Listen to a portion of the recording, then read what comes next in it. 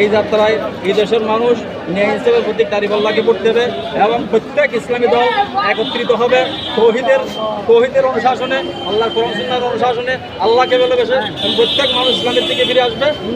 ন্যায় এবং ইসলামের প্রত্যেক দাঁড়িপাল্লাকে পড়তে হবে এবং মানুষ দেখবে কোরআন শাসন কেমন হয় এবং 53 বছরের অপশাসনকে মানুষ ভুলে যাবে ইনশাআল্লাহ।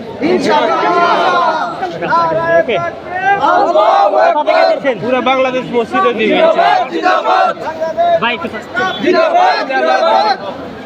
এই যে দীর্ঘ 17 বছর পরে একটা বড় সমাবেশে কেমন লাগছে?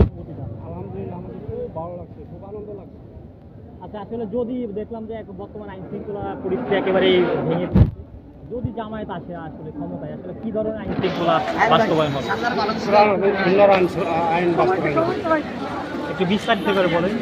কোরআন সুন্নাহর আইন দেশ চলবে এবং ধনী গরিব যার যেটা পাওনা সেটাই হবে।